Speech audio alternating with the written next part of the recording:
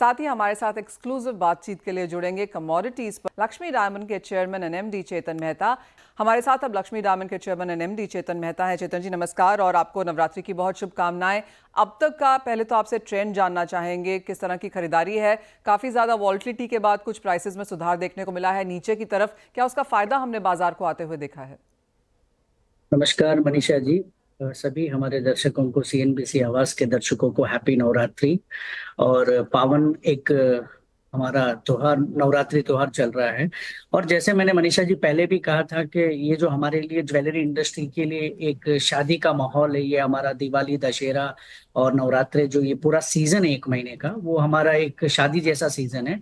हाल ही का थोड़ा सा प्राइजेस में अभी हल्की सी नरमी आई है, उसके हिसाब से, क्योंकि बहुत ज्यादा प्राइसेस में पहले फर्क था और अब थोड़ी सी नरमी आई है, तो थोड़ा सा सेंटीमेंट अच्छा हुआ है। और आने वाले दिनों में मैं देख रहा हूँ कि सेल बहुत अच्छी होगी गोल्ड और डायमंड्स की। और अभी भी अगर हम देखें तो हमारे आज वो नवरात्र का 7वां दिन है, लेकिन नवरात्रि के इनिशियल स्टेजेस में एक पहले और दूसरे, तीसरे, चौथे, पांचवें, छठे दिन से हमने सेल बढ़ो डे बाई डे इंक्रीज होते हुए देखी है। और मेरा ये पूर्ण मानना है कि लास्ट ईयर से लेकर अभी तक हमारी जो सेल होगी वो 30% क्वांटिटी वाइज हम ऊपर जाएंगे। ये है कि अगर मार्केट में प्राइसेस, गोल्ड प्राइसेस सपोर्ट करेंगे तो हम बहुत आगे इस सेल में हम आगे जाएंगे। और अभी तो स्थिर है, थोड़े से प्राइसेस भी नरम हुए हैं, तो उस हिसाब से मुझे लग रहा है कि मार्केट में डिमांड तो बहुत अच्छी है। और हो सकता है कि टोकन साइज ऑफ क्वांटिटी में थोड़ा सा फर्क पड़ा है प्राइस को लेके। ऐसा मैं नहीं कहूंगा कि नहीं पड़ा है, बिकॉज कहीं ना कहीं हम 72 से लेकर 72, एक 10% का जो प्राइसेस का जंप आया है पिछले एक सवा महीने में, मुझे लग रहा है कि जी। थोड़ा सा क्वांटिटी बाइंग में मनीषा जी फर्क पड़ा है। लेकिन मुझे लग रहा है आने वाले दिनों में ये 30 तारीख तक कवर हो जाएगा, ये मुझे यकीन। ऑलराइट, आपसे डायमंड की भी बात करना चाहेंगे और ऊपरी स्तरों से भावों में हमने 20% तक की गिरावट आते हुए देखी है। ऑफ कोर्स अब जिस तरह से चॉइस है, ऑप्शन है अब यहाँ पर खरीदारों के पास, लैब ग्रोन एक बहुत बढ़ती हुई चीज़ यहाँ पर नजर आई है। कैसे देखते हैं आप कहेंगे डायमंड के प्राइसेस अब यहाँ पर बॉटम आउट करते हुए नजर आ रहे हैं? क्या बायर्स फिर से लौट रहे हैं? मनीषा जी, जैसे काफी फैक्ट्रियों ने अपना मैन्युफैक्चरिंग कम किया हुआ है, बिकॉज जो रिसेशन चल रहा था ऐसा हम समझ रहे थे। लेकिन 30 पॉइंटर के ऊपर के प्राइसेस अभी स्टेबल हो गए हैं और उसके नीचे की डिमांड तो बहुत हाई है, बिकॉज छोटे हीरों की मैन्युफैक्चरिंग बहुत कम है, उसकी डिमांड हाई है। और अगर आप लैब ग्रोन की बात करें तो ये पैरेलल चलेगा, लैब ग्रोन और सीवीडी और रियल डायमंड का मार्केट।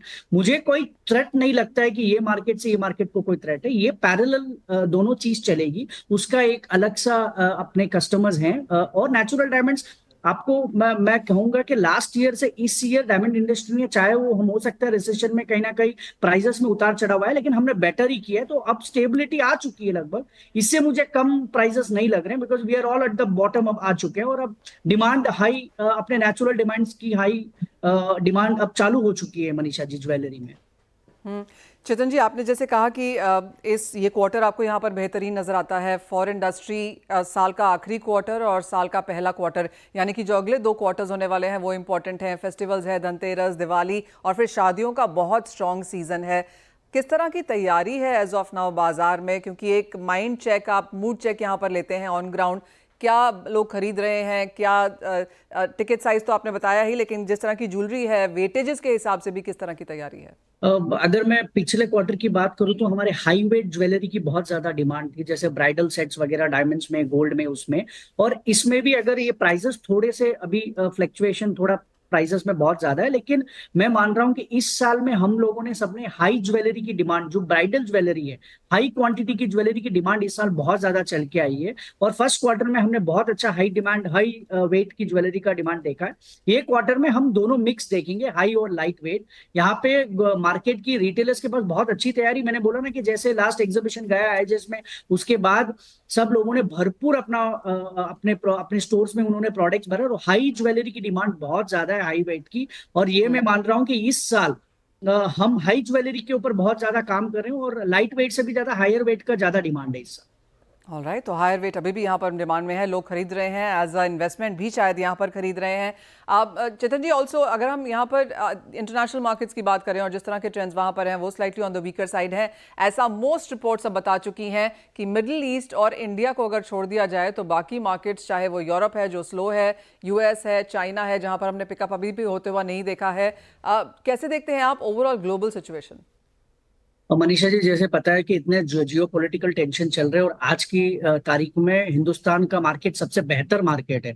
आप देखेंगे तो काफी मुझे ऐसे भी फोन आ रहे हैं जो यूएस में बिजनेस करते थे, काफी लोग इंडिया शिफ्ट हो गए। इंडिया डोमेस्टिक डोमेस्टिक ग्रोथ बहुत अच्छी है यहाँ पे। और हाल ही का रिसेशन पूरे वर्ल्ड में काफी जगह पे रिसेशन है, लेकिन मैं देख रहा हूँ कि इंडिया का जो अभी ग्रोथ रहेगा वो आने वाले 5 साल में मेरे को लगता है कि हमारे इतिहास ज्वेलरी के इतिहास का सबसे बड़ा ग्रोथ रहेगा। इसका मेन कारण है कि अगर हम देख लें तो हमारी इकोनॉमी बहुत अच्छा काम कर रही है, जीडीपी लेवल्स भी हम ग्रो हो रहे हैं, और ये हमारे हिंदुस्तान के लिए बहुत अच्छी चीज है कि हम उसको आगे बढ़ाकर लेके जा रहे हैं। लेकिन मुझे लगता है कि India is the best market as of now. We can see this market will boom it for another 5 years and all people are wanted. सभी लोग यहाँ पे आकर अपना बिजनेस चलाना चाह रहे हैं मनीषा जी। एब्सोल्युटली। चेतन जी, मैं पिछले 2-3 दिन दुबई में थी और वहां पर जो भी इंडियन ज्वेलर्स हैं वो अब एक रिवर्स स्ट्रैटेजी यहां पर अपना रहे हैं। इंडिया में मैन्युफैक्चरिंग फैक्ट्रीज और इवन रिटेल शोरूम्स खोलने की बात है। ज्यादातर लोग ऑफ कोर्स यहां पर साउथ इंडिया में खोलना चाहते हैं क्योंकि उनको लगता है वहां पर डिमांड सबसे बेहतरीन है, लेकिन आपने बिल्कुल सही कहा, एक रिवर्स स्ट्रैटेजी अब यहां पर चलती हुई नजर आ रही है।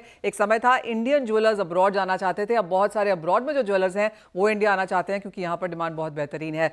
चेतन जी, एज ऑलवेज बहुत शुक्रिया आपके समय के लिए, हमारे साथ जुड़ने के लिए, और वो complete mood check and expectations कि अगले 2 क्वार्टर्स कैसे रह सकते हैं हमारे दर्शकों के साथ शेयर भी करने के लिए।